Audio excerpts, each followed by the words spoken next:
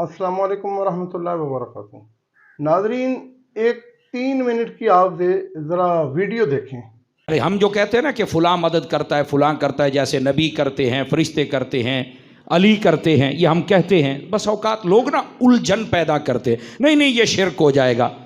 मैंने कहा फ़र्क ये है कि जब आप किसी को मददगार कह रहे हैं, क्या खुदा समझ के कह रहे हैं? कहा जी नहीं। तो मैंने कहा फिर शिरक काहे का? हम मदद तो बहुत, जब मकान बनाते हैं तो तब भी हम दोस्तों से कहते हैं यारों को 5-7 लाख रुपया दे, थोड़ा जा आसरा करा। ये आसरा केशा है, मदद ही है ना, और क्या है। बेटे बेटियों की शादी रख लेते हैं तो फिर भी कहते हैं यार को 5-7 लाख रुपया थोड़ा जा को 4-1 महीने कढ़ा। ये क्या है बताइए मुझे, मदद ही है ना जी। तो यहाँ लेना जायज़ है? नहीं समझ आ रही ना, यहाँ लेना जायज़ है? कहते हैं बिल्कुल जायज़ है। तो मैंने कहा अगर दुनियावी तरीक़ा कार के मुताबिक जायज़ है तो दीनी तरीक़ा तो उससे अफजल होता है, तो उसको फिर क्यों ना जायज़ कहते हैं? उलझन ये पैदा की जाती है, नहीं जी वो बंदे, वो अफराद, वो हस्तियाँ, वो बुज़ुर्ग जो कब्रों में तशरीफ़ ले गए, उनसे मदद क्यों मांगते हैं? ये आपका शौक़ भी शेख मुहक्किक ने पूरा कर दिया है। वो फरमाते हैं, सवाल उठाया कि अल्लाह का वली जब तक ज़िंदा होता है तब तक मदद करता है या फिर कब्र में चल के भी वो कर सकता है?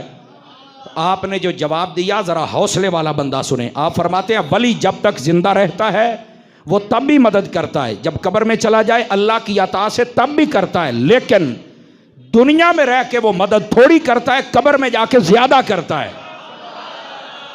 मुझे पता था कई बंदे चुप हो जाएंगे, ये की मतलब होया भाई, दुनिया में रह के वो मदद थोड़ी करता है, कब्र में चल के मदद। भाई इसका फ़लसफ़ा क्या है, हमें भी समझाओ। आप जो कहते हैं शेख मुहक्किक हमारा है, तो मैं कहता तकड़ा होके सुन, उन्होंने क्या फरमाया। वो फरमाते हैं वजह ये है हमारा ये जिस्म ये मिसले पिंजरा के है और इसके अंदर हमारी रूह कैद है। फरमाते हैं मिसाल समझो, जब तक शेर पिंजरे में होता है वो दौड़ता है, उसकी दहशत होती है, पर वो अपने जौहर नहीं दिखा सकता। जब उसे छोड़ दिया जाए तो फिर पूरे जंगल के जितने भी कुत्ते बिल्ले होते हैं सारे डर जाते हैं कि शेर मैदान में आ गया है। इसी तरह बंदा मोमिन की रूह जब तक उसके इस पिंजरे में होती है वो उतने जौहर नहीं दिखा सकता। जब ये रूह यहां से निकल जाती है, अब जो भी बुलाता है ये अल्लाह का वली पहले पहुंच जाया करता है। अब बात समझ आई आप सभी हजरात को?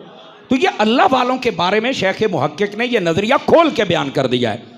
आप जितने अहले सुन्नत के अहबाब हैं ना, आप तकड़े होके अपने अकीदे पर अमल किया करें। ये जो तो फिर वह यही सवाल हो जाता है, वो तो तब जिंदा थे तब मदद कर ली। मैं क्या जिंदियां दी मदद तब मन तेनू कब्र वाली भी मनवा मांगा, जिंदा दी तो मन ले अगे फिर टोर। नहीं जी जो मर जाए वो तो फायदा देता ही नहीं।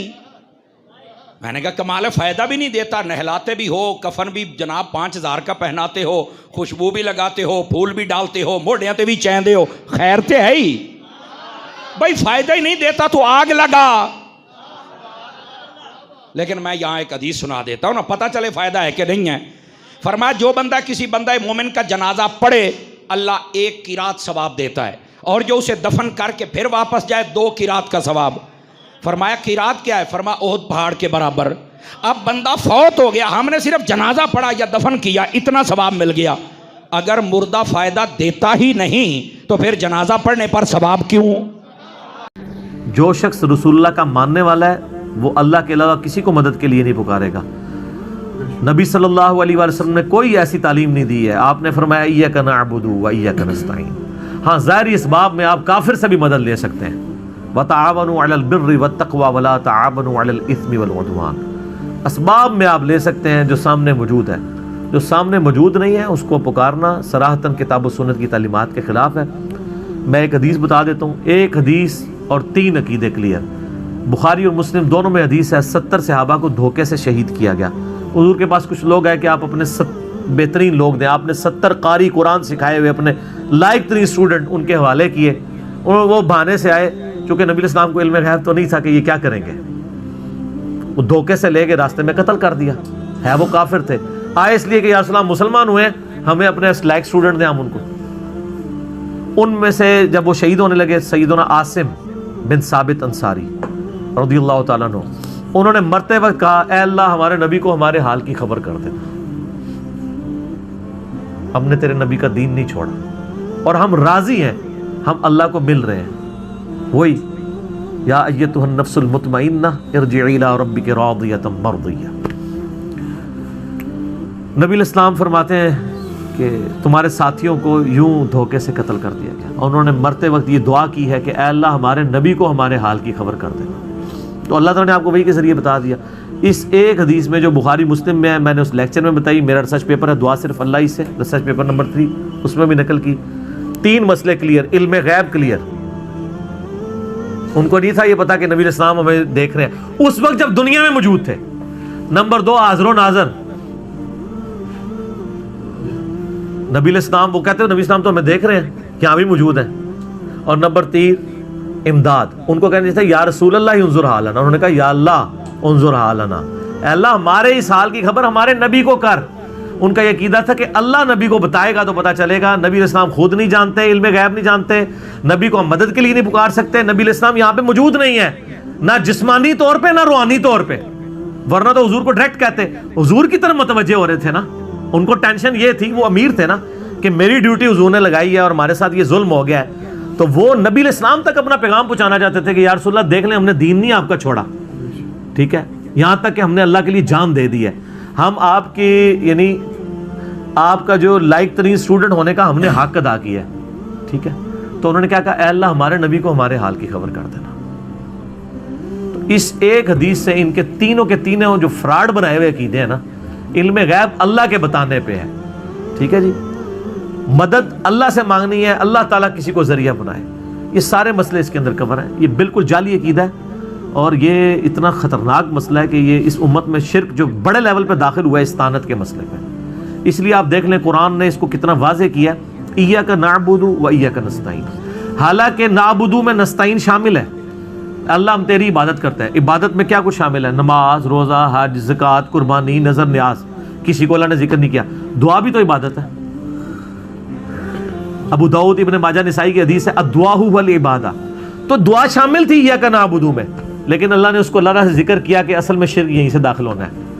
ایاک نعبد، اے اللہ تیری عبادت کرتے ہیں، و ایاک نستعین، اور عبادت کی سب سے اعلیٰ ترین شکل کہ مدد کے لیے پکارنا، کسی کی طرف متوجہ ہونا، دعا کرنا، یہ صرف تیرے لیے ہے، ٹھیک ہے۔ اچھا ان سے ذرا پوچھیں، وہ کہتے ہیں نہیں وہ ایک حقیقی مدد ہوتی ہے ایک مجازی ہوتی ہے۔ اچھا تو ایک حقیقی عبادت ہوتی ہے ایک مجازی ہوتی ہے؟ کہتے ہیں نہیں، ایک ہی آیت ہے ایاک نعبد و ایاک نستعین، ظاہری اسباب اس میں شامل نہیں، وہ الگ سے ہے وتعاونوا علی البر والتقوی ولا تعاونوا علی الاثم والعدوان۔ اس کو میں ایک مثال سے دیتا ہوں، بارش برسانے کی ذمہ داری کس کی ہے؟ اللہ ہی کرتا ہے نا۔ ڈیوٹی کس کی ہے؟ فرشتوں کی۔ آپ بارش اللہ سے مانگے فرشتوں سے؟ بس اگر کوئی کہتا ہے کہ نبی الاسلام کی یا مولا علی کی ڈیوٹی اللہ نے لگائی ہوئی ہے، تب بھی آپ پکاریں گے کس کو؟ اللہ کو۔ آپ اگر یہ جعلی عقیدہ رکھنا بھی چاہتے ہیں تو رکھ لیں، ہمیں کوئی اعتراض نہیں ہے، اس سے آپ دوزخ میں نہیں جائیں گے، زیادہ 2-4 گرزی لگیں گے آپ کو اس بدعت والے عقیدے پہ، ٹھیک ہے۔ لیکن اگر آپ یہ کہیں گے کہ آپ ان کو ڈائریکٹ پکار سکتے ہیں تو آپ اسی طریقے سے جیسے فرشتے کو پکار رہے ہیں۔ اچھا کوئی مسلمان آج تک بارش کے لیے فرشتے کو نہیں کہتا یا میکائیل المدد بارش نازل فرما، کہتا ہے؟ حالانکہ فرشتوں کی ڈیوٹی تو نص سے ثابت ہے، آپ نے ڈیوٹی اپنی مرضی سے لگا دی ہوئی ہے۔ تو میں کہتا ہوں اگر نبی الاسلام کی مدد کرنا ثابت بھی ہو جائے تب بھی پکاریں گے اللہ کو، کیونکہ قرآن کہتا ہے کہ اللہ کو پکارنا ہے۔ اَمَّن يُجِيبُ الْمُضْطَرَّ إِذَا دَعَا، بھلا بتاؤ تو کون ہے جو تکلیف میں گھرے ہوئے شخص کی فریاد کو سنتا ہے، وَيَكْشِفُ السُّوءَ، اور اس سے برائی کو دور کر دیتا ہے، وَيَجْعَلُكُمْ خُلَفَاءَ الْأَرْضِ، اور تمہیں زمین پہ اگلوں کا خلیفہ کرتا ہے، تمہارے ماں باپ کی جگہ تمہیں، تمہارے مرنے کے بعد تمہاری اولاد کو۔ اِلَٰهٌ مَّعَ اللَّهِ، کیا اللہ کے ساتھ کوئی اور الہ بھی ہے جو مصیبت اور پریشانی دور کرے؟ قَلِيلًا مَّا تَذَكَّرُونَ، لیکن بہت کم لوگ نصیحت حاصل کرتے ہیں۔ جی ناظرین، ویڈیو آپ نے دیکھ لی ہے، یہ جو صاحب ہیں یہ حضرت بھی ہیں، یہ مولانا بھی ہیں، یہ علامہ بھی ہیں، یہ مفتی بھی ہیں، یہ عطاری بھی ہیں، یہ قادری بھی ہیں، مگر یہ عالم نہیں ہے، کیونکہ آپ نے ان کا علمی لیول خود دیکھ لیا ہوگا۔ سوائے بلنڈر چھوڑنے کے، سوائے گپے مارنے کے، انہوں نے کوئی دلیل نہیں دی۔ شیخ محقق کا یہ بار بار حوالہ دے رہے ہیں اللہ जाने वो कौन से मुहक्किक हैं जिन्होंने ऐसी खुद साख्ता तहकीक की है जिसके अंदर ना कुरान है ना हदीस है। और फिर जनाब हजरत ज़ोर दे रहे हैं मुर्दों से मांगने को, और दलील ये दे रहे हैं कि जनाब आप लोगों से मदद मांगते हैं, पैसे मांगते हैं, शादी पे मांगते हैं, बरादरी पे मांगते हैं, इधर उधर ज़रूरत होती है आपको मांग लेते हैं, तो दीन में आप बुजुर्गान दीन से जो फौत हो गए उनसे नहीं मांग सकते। अब जिस बंदे का इल्मी लेवल ये है कि उसको ये नहीं समझ आ रही, ज़िंदा और मुर्दा का फ़र्क नहीं पता चल रहा उसको, तो उसको आप अलामा लगाएं, उसके साथ आप मुफ्ती लगाएं, जो लगाएं वो सब फजूल है।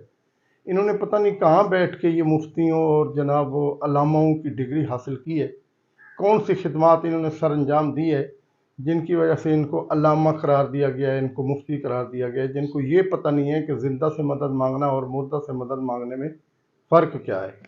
और मेरे भाई आप ये कह रहे हैं कि जनाब जिंदों से ज़्यादा मुर्दे मदद करते हैं, तो फिर छोड़ दें ये कहानियाँ, मुर्दे मदद करने के लिए है ना, मुर्दे तो बड़े बड़े टुर गए हैं, बहुत बड़े बड़ी हस्तियाँ चली गई हैं, अब सारे जो है ना वो आप दुनिया के काम उन्हीं से करवा लिया करें। फिर आप कौन से एहतजाज, कौन से ड्रामे, कौन से झगड़े, कौन सी लड़ाइयाँ करते रहते हैं दुनिया से, ये करवा दें, ये करवा दें, सारा काम उनसे करवा लिया करें आप। अल्लाह ताला आपको हिदायत दे। आप देखें किस तरह की वे दलीलें देते हैं लोगों को, किस तरह कायल करने की कोशिश करते हैं। अगर आप आलिम दीन हैं, एक आयत कुरान पाक की जो बार बार कुरान करीम में आई है, औज़ु बिल्लाहि मिनश शैतानिर रजीम, इन्नल्लाह अला कुल्लि शैइन क़दीर, बेशक अल्लाह हर चीज़ के ऊपर कादिर है। सारी ज़िंदगी हम लगे रहें इस एक आयत की तशरीह करते हुए, तो मेरे अल्लाह की बातें ख़त्म नहीं हो सकती, जो हर चीज़ पर कादिर है। क्या आपका बाबा कोई हर चीज़ पर कादिर है? कोई आपका बाबा ज़मीन आसमान का कोई टुकड़ा बनाया है? कोई बाबा आपका किसी को रिज़्क देने पर कादिर है? मुर्दों को तो आप छोड़ दें, जो जिंदा बुजुर्ग मौजूद हैं, मैं तो कहता हूँ उनकी टके की कोई करामत नहीं है, एक रत्ती की कोई करामत नहीं है। जब जिंदा लोगों का ये हाल है, वो किसी को एक रुपया नहीं दे सकते, किसी की मदद नहीं कर सकते, खुद जाके घुटने रगड़ने पड़ते हैं, उनको अपने मसले बताना पड़ता है। कभी आपके जिंदा वली को ये जहमत नहीं हुई कि किसी मुरीद को फ़ोन करके कह दे कि जनाब आपका कोई मसला है तो मैं हल करता हूँ? उनको पता ही नहीं होता, उनको जाके हम बताते हैं। अब आप जोर दिए जा रहे हैं कि जनाब ये सारे मदतें यही करते हैं, जो फौत हो चुके हैं उनके पास ज़्यादा ताकत आ जाती है। आपकी इस अजीम जहालत पे अस्सलाम वालेकुम।